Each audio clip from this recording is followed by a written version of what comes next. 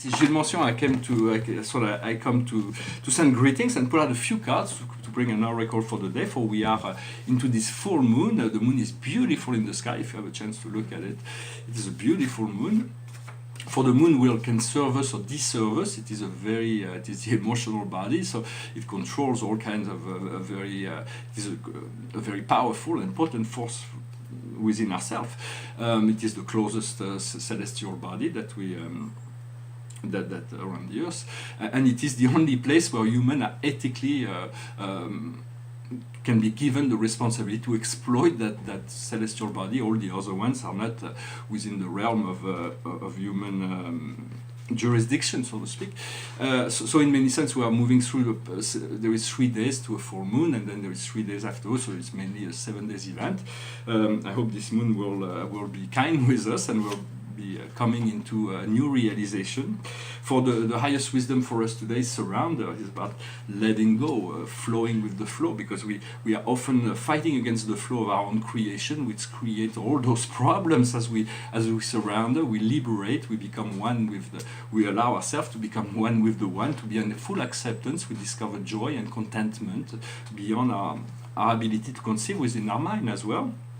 And so there is a great deal of renewal that is coming. For what we need to understand is the healer, is how to heal the situations that we come in contact with, to bring wholeness, to bring joy, to bring completion, not to force anything, but to allow things to move step by step towards healing. As we heal ourselves, we are able to bring this healing into the world. What we need to do is the higher self. It is about bringing the whole mission of humanity, is to bring that one part of the higher self that is the eternal part of ourself, and then we find this freedom that will reconnect to all those other parts.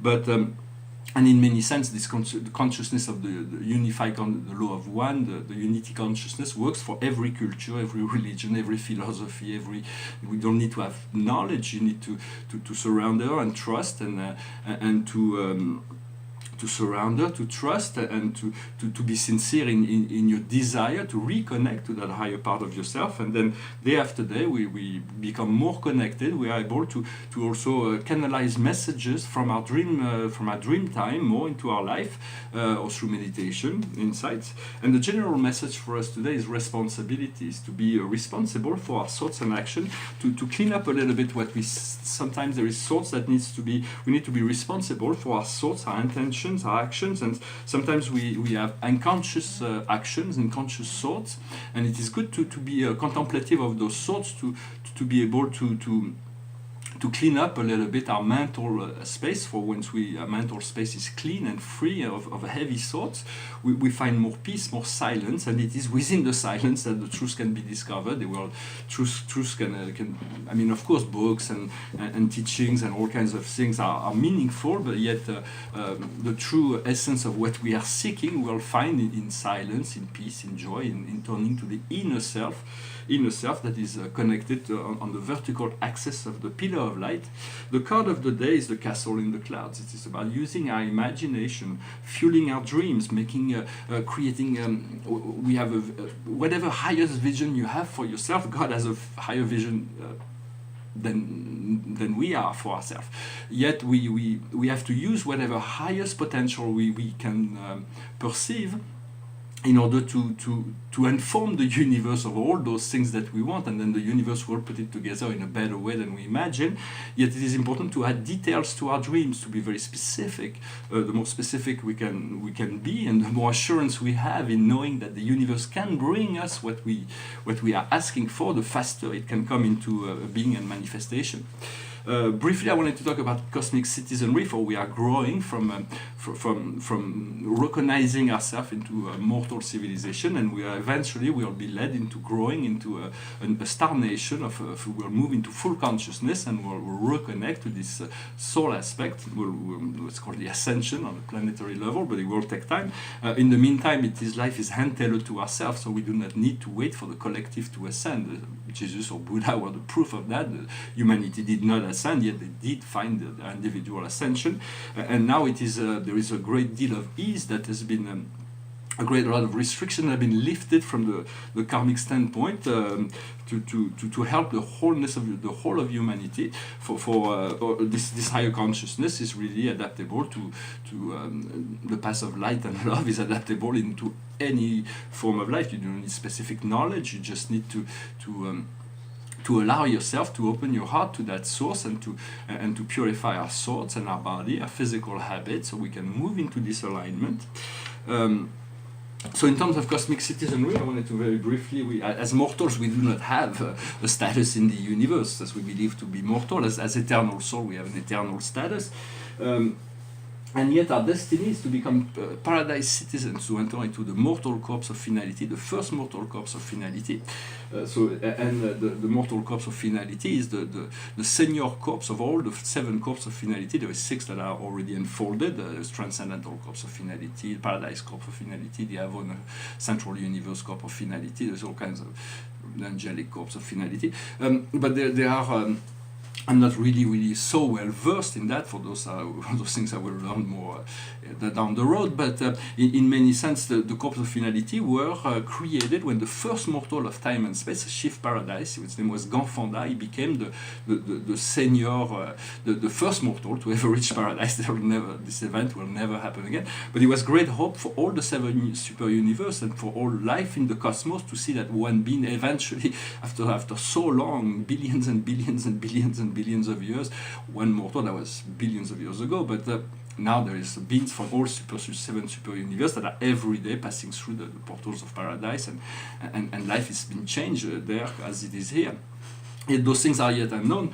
In these paintings, it is represented as the paradise community with the 7 great families of spirit being, which is described in the Urantia book. It gives you a glimpse of what is the celestial universe, and I've used those revelations to create those models. And so there is 250 different characters, and each character represents a whole order of beings. Like the seraphim, the cherubim, the midway creatures. Here we have the transcendentals above, and there is all the 7. Here it is a symbolic painting, of course. I wanted to say also that 2 little philosophical. One is more scientific, maybe. There is a great deal of expectation in relationship to the search for life in the universe, but we believe life has to be biological. For all the solar system is teeming with life, but they're beyond the physical, so we cannot detect them. They are invisible to us until we move in consciousness. Then we'll be able to fully connect and being able to see all those other worlds, like those other planets of our solar system.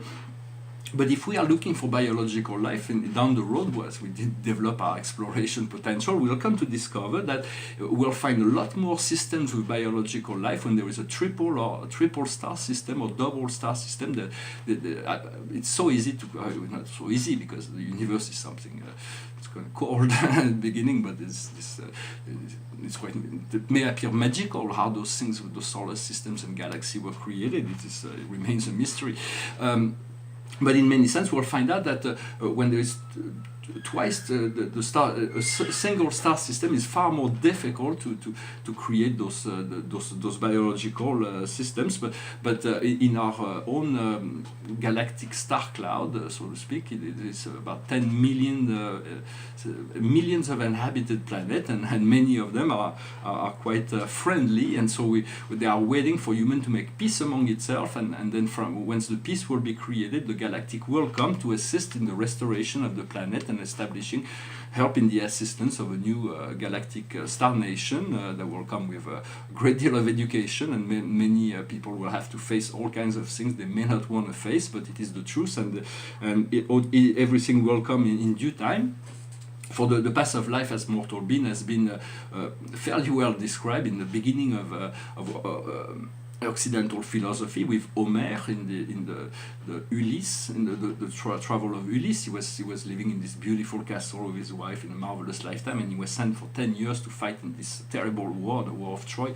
And then it takes him about 10 years. The Ulysse, the second book of Homer, is the return to Ithaca.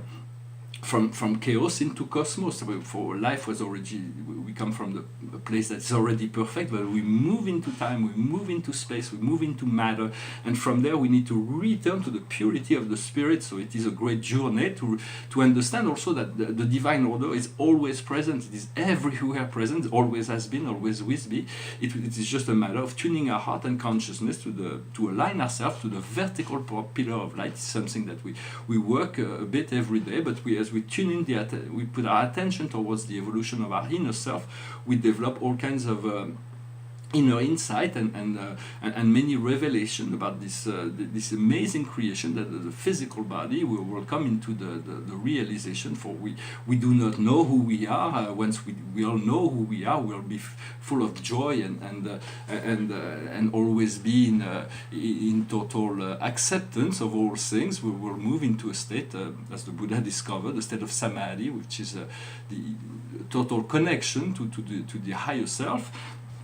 And so that is the destiny of humanity. There is no other destiny for all those who are not ready, who are into the duality and conflict, will eventually be purged from the planet, will be sent to a younger planet where they'll be able to continue their evolution. But this planet is meant to ascend. And so all that is, we are all welcome into this oneness of being, into ascension with the great Mother Earth, the great spirit of the planet. For this, she is the one that we need to align with. Of course, the spirit soul that is above, but we need to connect and ground our energy into the earth and reconnect to all those magical kingdom of the earth. Well, I hope this message was interesting for you. I wish you a wonderful day. Thank you for everything, and I'll talk to you later. Namaste.